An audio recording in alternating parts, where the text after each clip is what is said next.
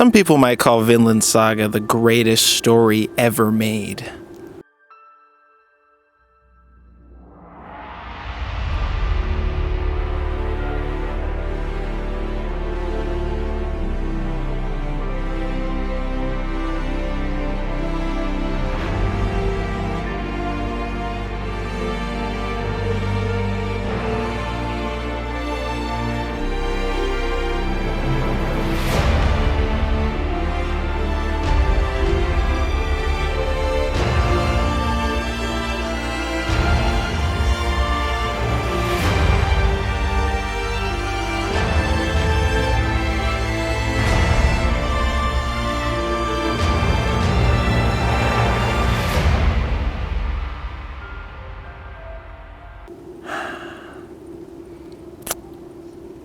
I'm some people. Imagine a series that objectively makes you a better person. Doesn't that sound wonderful? I've broken it down into 3 simple points why Vinland Saga is, once again, the greatest story ever made. But what is Vinland Saga? Vinland Saga is a sprawling historical epic about one man, Thorfinn, and his quest for revenge on the man who killed his father right in front of his eyes. His journey takes him to the lowest of low, mentally and physically, as his purpose in life is rejuvenated, and he sets out to not only better his own life, but the lives of those around him. Vinland is a place far across the ocean that Thorfinn plans to make a utopia on Earth, free from the slavery and war that ravages the world. Compelling? I know.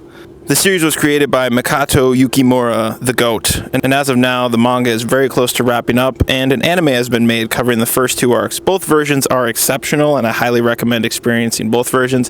For the context of this video, I'm going to be showing clips and footage from both, so don't be confused. Reason 1. Vinland Saga is a story that's unafraid to change and challenge its audience. Despite the bombastic action and horrific violence, Vinland Saga is actually a cautionary tale of the dangers of violence and might even be anti-war. Crazy, right? I know. Look at this stuff. This is anti-war? Yes. For context, early on in Vinland Saga, Thorfinn's father, who was a feared and respected warrior but left the life behind to start a family, sits a young Thorfinn down to warn him of the dangers of war, violence, revenge, and above all, that he has no enemies. This is in episode 2. Now, what does Thorfinn do after seeing his father die? Go against everything he said and become the very thing he told him explicitly not to become. Are you kidding me? Look at this little shit. You want to kick him in the face. Some people do, thankfully. The story is constantly being recontextualized in hindsight. At first glance, we see Thorfinn fighting in these wars so he can avenge his father's death. Somewhat admirable. We're like, all right, I get it. I'd probably do the same thing if my dad was killed in front of me. But further down the line, when he begins to reflect on his time in the war, you see that he wasn't just killing other warriors. No. He was also killing innocent mothers, fathers, brothers, and sisters. And not just a few. Tons. Hardly an admirable life to lead. This also displays the power of perspective. A war means different things to different people throughout the series. For the kings and commanders, it is seen as a necessity for conquering land and achieving peace. For the warriors on the front lines, it is seen as the only proper way to live and have value in this world. And lastly, for the innocent people just trying to live their lives, war is hell. It is something they have no control over. It almost acts like a natural disaster that sweeps through their lives, yet it is all being controlled by humans. These humans bring us to the second reason why Vinland Saga is the greatest story ever made. Engaging characters rich with depth. The characters are the lifeblood of this series. None of the horrific acts of war and cruelty would mean much if we didn't care for the characters. Thankfully, each and every one is so dynamic and subject to change. Some change for the better, while others change for the worse. But no character is one note. Even a static character like Thorkill, who just loves war, is able to reflect inward on his choices. The interplay between the cast is what helps illustrate how varied and layered everyone's perspective on the world is. Such as this scene. Here we have a king with an army behind him talking to 2 slaves, one a former warrior and the other a former farmer. They are trying to come to a peaceful conclusion to a war, with each having a very different relationship with war. One having lost his family to war and therefore despising it and the people who perpetuate it. Another being in war and knowing the unnecessary bloodshed it consists of.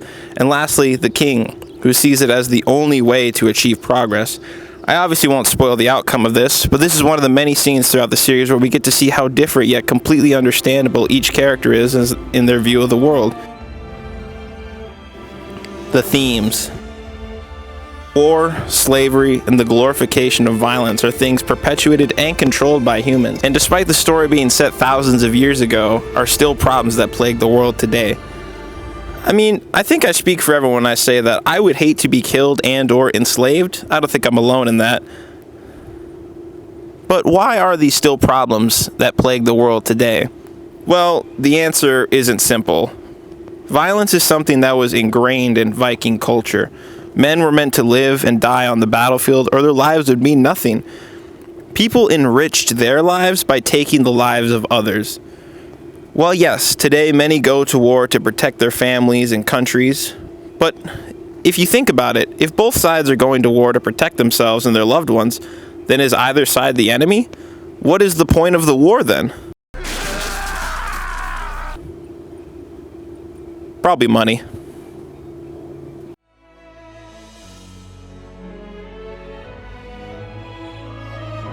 Many stories depict the horrors of the world, but Vinland Saga shows us we do not have to be set in our ways, that a different and better way of life is possible. The series highlights how a positive sense of purpose in life is a truly incredible thing, but far from easy. It is a process that at first can seem hard and maybe even impossible, but it shows the importance of forgiveness, not just towards others, but first towards oneself. And that, in summation, is why Vinland Saga is the greatest story ever told. For its story, its characters, its thematic depth, and its ability to inspire.